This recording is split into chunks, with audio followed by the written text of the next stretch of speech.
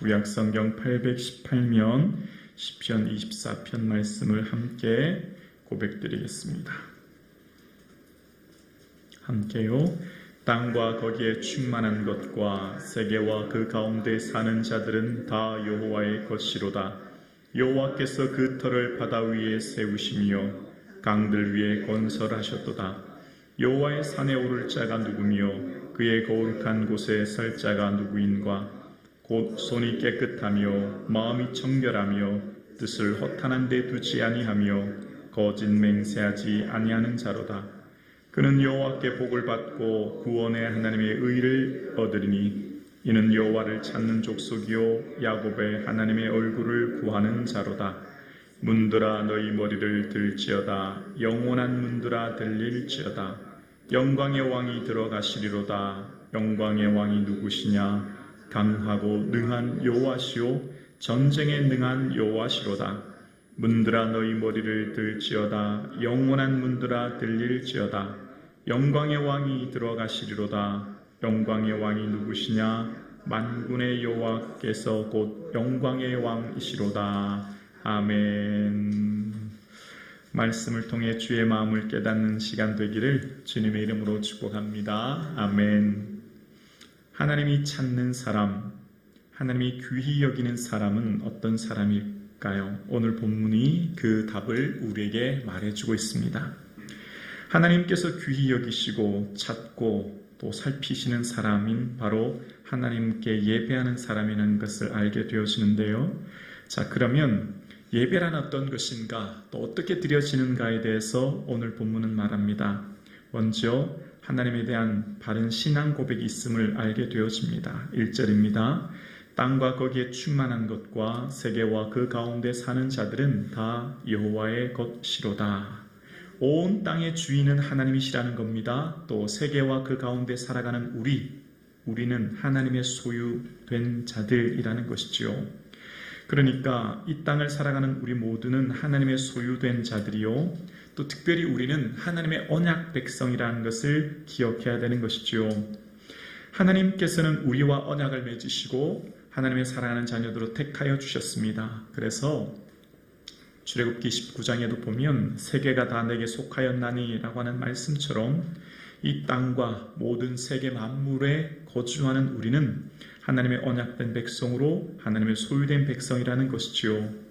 그래서 그분께서는 2절입니다. 여호와께서 그 터를 바다 위에 세우시며 강들 위에 건설하셨도다. 3절입니다. 여호와의 산에 오를 자 누구며 그의 거룩한 곳에 설 자가 누구인가? 하나님이 이 세상의 터, 세상의 기초를 세우시고 온 만물을 창조하신 분이신데요.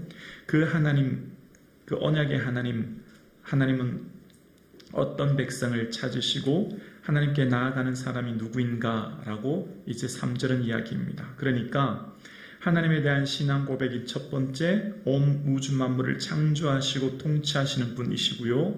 또한 두 번째, 하나님은 거룩하신 분이라는 거죠. 그래서 여호와의 산, 보통 여호와의 산은 시온산이라고도 하고 하나님 임재의 상징이지요. 또 거룩한 곳, 왜 거룩한 곳일까요? 내가 거룩하니 너희도 거룩하라 하셨기 때문입니다. 그러니까 하나님의 거룩한 곳, 하나님의 임재의 상징인 이곳에 하나님께 나아갈 자가 누구인가를 묻습니다. 바로 하나님을 만나려고 하는 사람은 어떻게 준비해야 되는지를 이야기합니다. 그래서 하나님께 나아가는 자는 바로 철저히 자신의 삶을 회개하고 돌이키는 자인 것을 4절에 이야기합니다. 그러니까 예배의 중요한 또 하나는 바로 회개라는 것을 알게 되죠. 4절입니다. 곧 손이 깨끗하며 마음이 정결하며 뜻을 허탄한 데 두지 아니하며 거짓 맹세하지 아니하는 자로다 라고 이야기합니다. 출애굽기 19장에도 보면 언약 백성인 우리가 하나님을 배우러 나아갈 때 출애굽기 19장 10절에 보면 오늘과 내일 그들을 성결하게 하여 그들의 옷을 빨게 하고 준비하라 라는 말씀이 나와요. 하나님을 만나는 백성들은 성결해야 됩니다. 준비해야 되지요. 오늘 4절도 마찬가지입니다. 하나님을 배우기 위해 나아가는 사람들은 바로 손을 깨끗이 하고 마음을 정결하게 하며 뜻을 허탄해 두지 아니하는 거짓 맹세하지 않은 자인 것을 보게 되어집니다. 특별히 중심 단어는 마음이 청결한 자인 것을 알 수 있어요. 여기서 바로 모든 동기, 삶의 동기가 나타나기 때문이지 않습니까? 그래서 산상수훈에도 보면 마음이 청결한 자가 하나님을 배운다 말씀하고 있습니다. 특별히 마음에서 모든 중요한, 그러니까 인간의 영적, 정신적, 육체적 생명의 중심 기관이 바로 마음이죠. 그러니까 마음과 육체는 서로 유기적입니다. 그러니까 시편을 읽으실 때 이렇게 이해하셔도 됩니다. 내 영혼이라고 하면 내 마음이라고 생각하셔도 돼요. 내 영혼이 공고합니다 라는 말은 내 마음이 공고하다고 이해하셔도 돼요. 왜냐하면 마음과 영혼은 서로 유기적인 상황이 되기 때문입니다. 그러니까 마음은 인간의 마음과 영혼의 상호 유기적인 기관이었고요. 마음과 영혼은 지성, 감성, 의지의 기관입니다. 그래서 윤리, 도덕, 가치의 중요한 결정의 중심축이죠. 그래서 하나님과 교제하는 중요한 근본적인 토대가 바로 마음입니다. 다시 말하면 바로 우리의 영혼인 것이죠. 칼빈은 하나님의 형상을 인간에게 주셨는데 그 하나님의 형상을 주신 기관은 바로 인간의 영혼과 마음이다라고 이야기합니다. 그러니까 우리의 마음이 얼마나 중요한지를 이야기하고 있고요. 마음에서 이 중요한 삶의 결정을 내리지 않습니까? 그래서 뜻을 허탄에 두지 않은 것, 손을 깨끗이 하는 행동, 다 마음에서 나오는 것을 알 수 있습니다. 오늘 함께 예배드리시는 사랑하는 성도님의 삶 가운데 마음이 청결함으로 하나님을 배우는 은혜가 있기를 주님의 이름으로 축복합니다. 그래서 특별히 마음을 청결하게 함으로 하나님께 나아가는 자는 어떤 복을 받는지 5절에 이야기합니다. 그는 여호와께 복을 받고 구원의 하나님의 의를 얻으리니. 여러분, 여기 의라고 하는 이 체데카라고 하는 것은요, 하나님의 관계 안에 들어가는, 하나님과 관계에서 맺어지는 친밀한 교제를 말하는 건데요. 그러니까 복이 무엇인가를 우리에게 깨닫게 하는 거예요. 복은 소유가 아닌 하나님과의 관계임을 이야기하고 있고요. 또한 우리의 삶 가운데 하나님께서 뭘 중요시 여기시나, 하나님이 귀히 여기시고 하나님이 소중히 여기시는 사람은 어떤 사람인가를 오늘 본문이 소개합니다. 하나님이 소중히 여기는 사람은 능력이 아니라 하나님을 찾는 사람인 것을 오늘 본문이 이야기합니다. 능력 있는 사람, 소유가 많은 사람이 아니라 하나님을 찾는 사람이라는 것을 6절에 이야기하는데요. 이는 여호와를 찾는 족속이요 야곱의 얼굴을 구하는 자로다. 하나님을 찾는 사람, 하나님의 얼굴을 구하는 사람, 그 사람이 바로 하나님의 복을 받는 사람이요 하나님과 올바른 친밀한 교제를 나눌 수 있는 사람인 것을 알게 되어지죠. 여호와는 그 얼굴을 내게로 향하여 드사 평강 주시기를 원하노라. 하나님의 얼굴 구하는 자에게는 하나님의 평강의 은혜를 주시지요. 구하다라고 하는 것은 얻으려고 애쓰다라는 의미인데요. 여러분, 무엇을 얻으려고 애쓰십니까? 이 세상을 살아가는데 여러분 무엇을 위해 그토록 노력하고 달려가십니까? 오늘 이 새벽 나와 예배드리시는 사랑하는 성도님들의 삶에 하나님의 얼굴을 구하는 이 시간 되기를 주님의 이름으로 축복합니다. 그래서 우리가 무엇을 바랄까요? 하나님 나라를 소망하지요? 그래서 우리가 결국 어떻게 될까요? 하나님을 배우게 되지 않습니까? 마지막 저 영원한 천국에서요.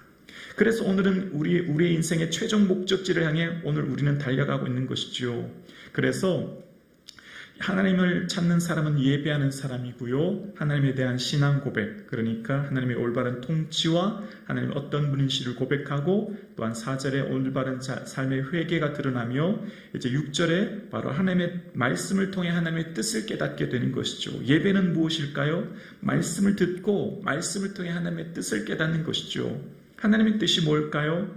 하나님의 어떤 사람을 기뻐하시고 귀히 여기시는 것을 깨닫는 것이고, 하나님이 귀히 여기시고 하나님께서 소중히 여기는 사람은 어떤 사람이라고요? 하나님을 찾는 사람, 하나님의 얼굴을 구하는 사람이라는 거예요. 그리고 하나님께서 기뻐하는 예배의 마지막은 찬양입니다. 하나님은 찬양을 너무나 기뻐하세요. 하나님은 찬양하는 자의 그 찬양 중에 거하시는 분이신데요. 7절입니다. 문들아 너희 머리를 들지어다. 영원한 문들아 들릴지어다. 영광의 왕이 들어가시리로다. 자, 여기 본문에 등장하는 머리를 들지어다 라고 하는 것은요, 기뻐하다 라고 하는 수고적 의미예요. 백성들이 기뻐하며 즐거워한다는 의미가 머리를 들지어다 라고 하는 히브리적 수고이고요. 자, 문들이라고 하는 단어가 등장해요. 보통 구약의 문이라고 하는 것은 여러분 일반적으로 성문에서 재판이 이루어집니다. 여러분 룻기도 기억나시죠? 보아스와 장로들이 성문에서 앉아 재판하지 않습니까? 그래서 사무엘하 19장에도 보면 다윗이 성문에 앉았을 때 백성들이 그 앞에 모입니다. 성문은 하나님의 성문은 이 재판이 이루어지는, 그러니까 통치가 이루어지는 상징적인 장소예요. 그래서 잠언 22장 22절에도 보면 곤고한 자를 성문에서 압제하지 말라라고 이야기합니다. 성문은 재판 장소이거든요. 그래서 스가랴 8장 16절에도 보면 성문에서 진실하고 화평한 재판을 하라라고 이야기합니다. 그러니까 성문이라고 하는 것은 이 재판이 이루어지는 장소이고, 정말 백성들이 마지막 최후의 보류, 힘없고 약한 자들이 기대할 수 있는 것이 재판이죠.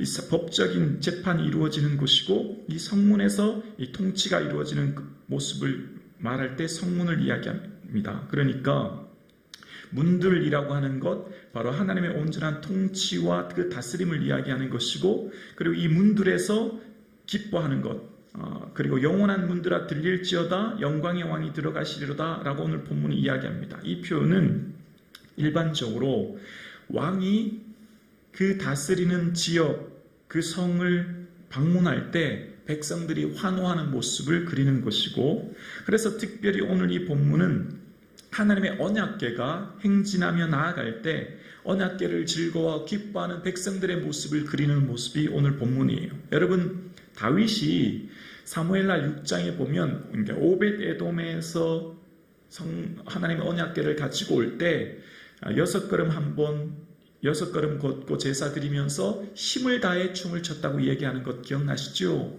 너무 기쁜 거예요. 하나님의 언약궤가 이제 다윗성으로 오는 것에 너무나 감사해서 힘을 다해서 춤을 추고 기뻐하는 모습. 그러니까 오늘 본문이 그런 모습을 그리고 있는 것이죠.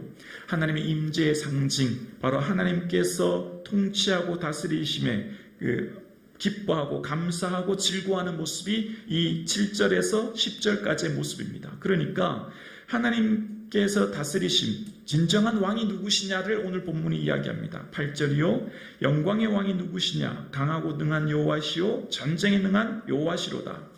진정한 왕이 누구실까요? 하나님이시죠. 하나님은 영원한 왕이시죠. 그 하나님은 전쟁에 능하신 온 우주 만물을 통치하시는 그 하나님이라는 것을 이야기하고 있는 것을 보게 되었습니다. 그래서 그 하나님을 인하여 기뻐하고 그 하나님을 인하여 찬양하는 것, 그러니까 인생은 진정한 왕을 누구인가를 기억하며 그분을 예배하는 삶을 이야기하고 있습니다. 여러분, 모든 사람들은 삶의 중요한 것을 예배하며 살아가죠. 각자 인생에 중요하다는 것을 예배하며 그것을 쫓아 행합니다. 우리의 예배의 대상은 누구이십니까? 하나님이시죠. 그 하나님을 기뻐하고 하나님을 찬양하는 백성, 하나님 기뻐한다는 것입니다. 그러니까 하나님께서 귀히 여기는 사람은 하나님을 온전히 예배하는 사람이요, 하나님에 대한 올바른 신앙 고백과 함께 삶을 돌이키며 말씀을 통해 주의 뜻을 깨닫고 하나님을 찬양하는 백성이라는 것을 오늘 본문은 우리에게 이야기하고 있습니다. 하나님께서는 하나님의 백성들을, 그 사랑하는 자들과 언약을 맺으시고 그 언약을 맺으신 하나님께서는 영원히 변치 않게 그들을 사랑하시고 품고 계시며 그들을 기뻐하십니다. 그 기뻐하시는 하나님께서는 하나님을 온전히 찾고 그 얼굴을 구하는 자들에게 은혜 베푸시는 분이신 것을 오늘 본문은 우리에게 이야기하고 있습니다. 오늘 함께 예배 드리시는 우리 모든 사랑하는 장로님, 권사님, 집사님, 온 마음 다해 주의 얼굴 구하고 주님을 찬양하는 저와 여러분의 삶 되기를 주님의 이름으로 축원합니다. 그래서 주님께서 기뻐하는 삶 되어질 수 있기를 주의 이름으로 축원합니다.